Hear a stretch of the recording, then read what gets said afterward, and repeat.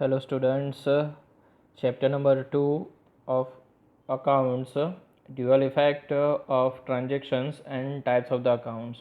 In this chapter we already discussed the meaning of the business transaction, then classification of the business transaction, economic, non-economic transaction, okay, and cash transaction, credit transaction, internal and external transaction, and also we have to discuss the illustration number 1 also. In illustration number 1 we discuss which transaction is the economic transaction and which transaction is the non-economic transaction. That means if the exchange of the money in the transaction, so this is the economic transaction. That means value is given in the transaction, so this is the economic transaction. If the value is not given, exchange of money is not exchange of money is not against the product or services, this is called a non-economic transaction. Now we have to discuss the page number 27,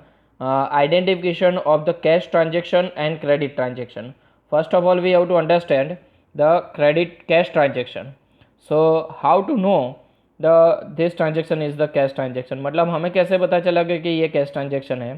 तो पहला point है उसमें ध्यान में रखने का. So there is an exchange through the cash और bank, मतलब कि जो भी ट्रांजेक्शन दिया है उसमें कैश और बैंक उसमें उसका एक्सचेंज होना ज़रूरी है. Clear. Then second, so in such transaction the word cash is mentioned. If the word cash is not mentioned and the name of a person is not mentioned, then also it is treated as a cash transaction. मतलब कि second में कि जो भी transaction आपको दिया है उसमें कैश वर्ड वो मेंशन किया है तो वो कैश ट्रांजेक्शन है. और दूसरा कि अगर कैश वर्ड मेंशन नहीं किया है और नेम भी मेंशन नहीं किया है, name of person is not mention, so then also it is treated as the cash transaction. Okay, मतलब कैश वर्ड भी नहीं है, नेम ऑफ पर्सन भी नहीं है ट्रांजेक्शन में, this is the cash transaction. Then उसके बाद जो है, इन दिस ट्रांजेक्शन बैंक और cash account is definitely affected and consequently bank और कैश इंक्रीजेज एंड और decreases.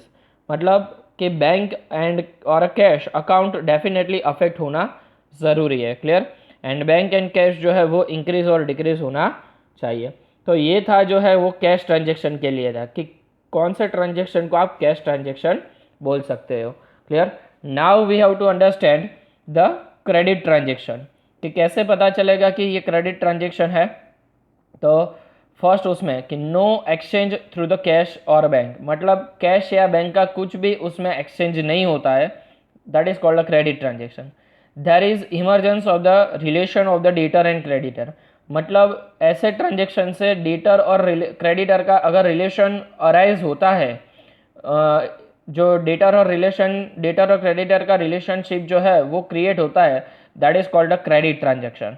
Then third, name of the person is mentioned, the word cash और a bank is not mentioned, मतलब जो भी transaction आपको दिया है उसमें नेम ऑफ पर्सन दिया है और कैश या बैंक वर्ड मेंशन नहीं किया है, only name of person is given and value is given. Clear. Amount is given, so that is called a credit transaction. Okay. Then last, if the definitely affects the accounts of a person, मतलब ये भी ज़रूरी है कि जो person का account है उसको अफेक्ट होना ज़रूरी है. क्लियर. तो ये हमने यहाँ पे डिस्कस किया कि कौन सा ट्रांजेक्शन कैश ट्रांजेक्शन है एंड कौन सा क्रेडिट ट्रांजेक्शन है.